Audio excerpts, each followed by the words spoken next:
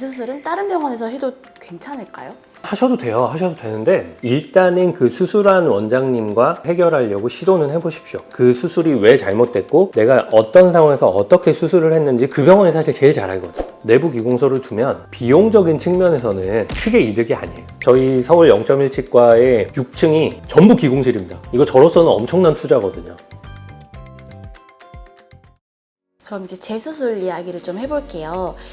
재수술은 일반 임플란트 치료랑 과정이 좀 다른가요? 과정은 같죠. 과정은 같은데 확실히 어려워요. 왜냐면 재수술을 한다는 건 보통 임플란트 픽처, 즉 뼈 안에 심어놓은 그 고정체 자체가 잘못됐을 때 재수술을 하게 되기 때문에 픽처 자체가 균열이 가거나 깨지거나 부러지거나 하는 경우도 있습니다만 그럴 때 재수술을 하는 경우도 있고 주변에 뼈가 녹아서 빼는 경우가 더 많아요. 뼈가 녹아서 없다는 거는 그만큼 임플란트를 심는데 주변에 뼈가 부족하다는 얘기이기 때문에 임플란트의 초기 고정을 얻는데도 쉽지 않을 것이고 재수술을 할 정도로 갑자기 뼈가 확 녹거나 이렇게 염증 상황은 우리가 생각하는 것보다 훨씬 더 좀 세균이 세거든요. 그래서 걔들을 좀 잠잠하게 감염 상태를 벗어나게 하기 위한 조치도 좀 필요하고 여러 가지로 어렵습니다. 근데 과정은 그렇게 다르진 않고요. 단순히 이제 수술이 좀 더 난이도가 올라간다 생각하시면 되는데 잘 하셔야죠.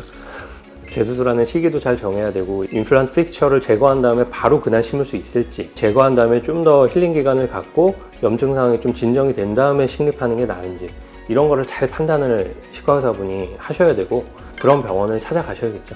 그러면 재수술은 다른 병원에서 해도 괜찮을까요?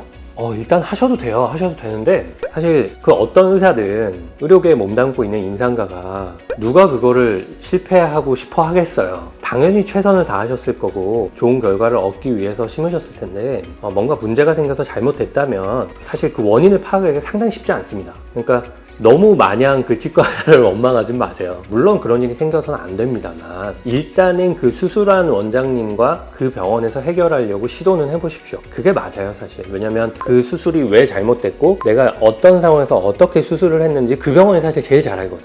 여기서 하니까 잘못되니까 나는 진짜 여기서 안 할래 뭐 이런 생각 드실 수도 있고 전 이해하거든요. 그렇게 되면은 사실 다른 병원 찾아가셔도 됩니다. 근데 여기서 이제 보증 문제가 생기겠죠.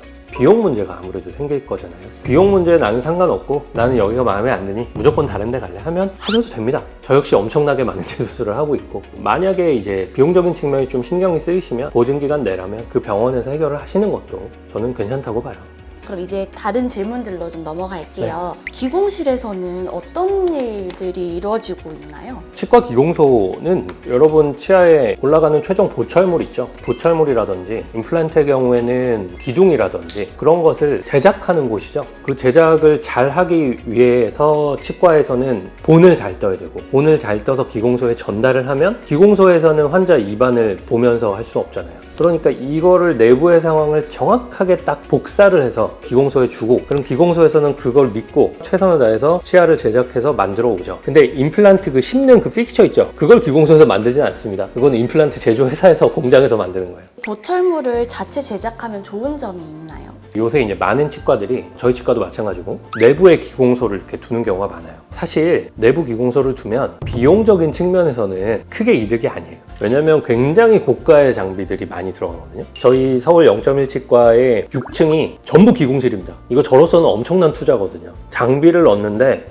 좀 입이 떡 벌어집니다. 진짜 너무 비싸가지고 어마어마하게 많은 장비들이 들어가거든요. 거기에 기공사분들을 또 뽑아서 또 써야 되잖아요. 그런 인건비까지 포함해서 재료비 뭐 이런 거 다 생각하면 비용적인 측면에서는 크게 도움이 안 돼요. 그런데도 불구하고 제가 왜 과감한 투자를 해서 이렇게 원내 기공소를 만들었냐, 제가 편하려고. 일단은 같은 건물에 근무를 하니까 모든 케이스에 의사소통이 이루어져요.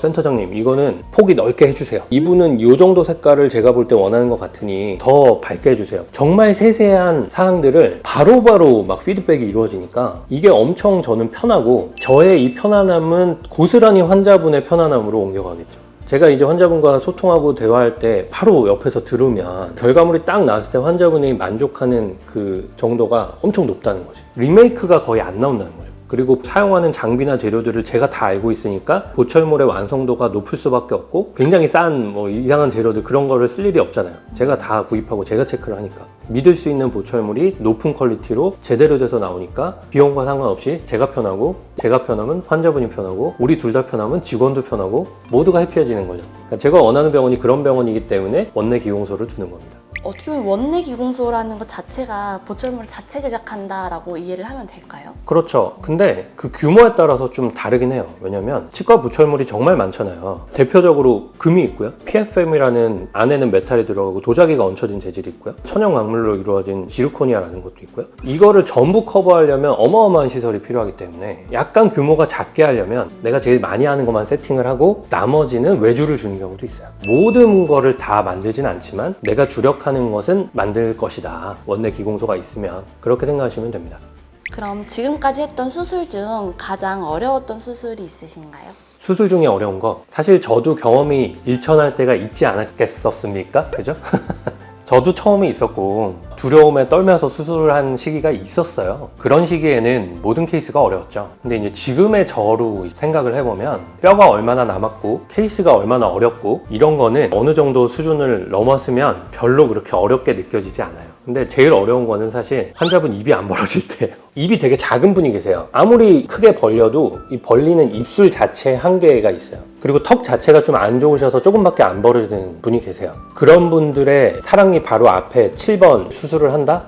정말 곤혹스럽죠. 그게 제일 곤혹스러운데 사실 이게 여러 가지 방법이 있습니다. 저는 이미 방법을 알고 있고 그조차도 이제는 편하게 수술을 하고 있어요. 그러니까 저에게 어려운 수술은 딱히 없는데 입 안 벌어지는 게 조금은 힘들다. 그리고 뭐 특별히 어렵다고 하면은 아래쪽에 보면 여러분 신경이 있어요. 그 신경관 위쪽으로 뼈가 정말 조금밖에 안 나오면 이거 수술 정말 힘들거든요. 너무 없으면 못 심을 수도 있어요. 그런 경우에도 사실 뼈의 폭만 넓으면 피해서 심고 뭐 이런 방법이 있기 때문에 할 수는 있는데 이도저도 안 되는 경우도 있거든요. 뼈도 얇고 신경은 여기 있는데 잇몸이 여기 있어. 그럼 어디 심어요? 그런 경우는 좀 어려운 일이 생깁니다. 신경 때문에. 그 외에는 뭐 크게 어려운 건 없죠. 그럼 이제 원장님께서 자신 있어 하는 치료들과 수술 이런 것들을 어필하는 시간을 갖고 마무리하도록 할게요. 네, 임플란트라는 것은 힘들죠. 환자 입장에서는 두렵고 무섭고 아플 것 같고 저도 참 무섭더라고요 하는데 제가 이제 주력으로 하는 잇몸을 절개하지 않고 수술을 하는 무절개 수술법으로 하면 수술 시간이 짧고요. 그리고 특별한 가이드 시스템을 이용하기 때문에 임플란트가 이상한 곳으로 들어가거나 각도가 틀어질 가능성이 거의 없고요. 예후도 당연히 좋고요. 무엇보다 안 아파요. 안 아프고 빨리 끝나니까 당연히 좋아할 수밖에 없죠. 그래서 오히려 역으로 아니 뭐 이렇게 빨리 끝나고 간단하게 하는데 돈을 이렇게 많이 받아라고 생각하실 수도 있어요. 제가 그렇게 많이 받진 않는데 너무 수술 빨리 끝나고 깔끔하게 끝나버리니까. 근데 그게 사실 그렇게 하기 위해서 준비하는 게 굉장히 많거든요. 그거를 좀 이해를 해주셔야 되고 현재 제가 제일 자신 있는 수술법은 무절개 수술법이고 한번 받아보신 분들은 다른 수술로 안 하고 싶어 하시죠. 안 받아본 분은 계셔도 한 번 받은 분은 없다. 어쨌든 그러니까 이 수술법을 많이 전파를 하기 위해서 지금 다른 원장님들한테 강의도 열심히 하고 있고요. 그리고 많은 분들이 겪어보시고 인정하고 계시고 하니까 여러분도 만약에 너무 임플란트가 두렵고 일상생활로 복귀가 절실하면 빠르게 부담 없이 임플란트를 식립을 원하신다면 최소 침습 무절개 수술법을 꼭 고려해 보시기 바랍니다. 감사합니다. 사실 저도 임플란트가 하나 있습니다. 여기 곰 모양 젤리 먹다가 딱 부러지는데 깜짝 놀랐어요. 여러분 웬만하면 냉장고에 넣고 드시지 마세요.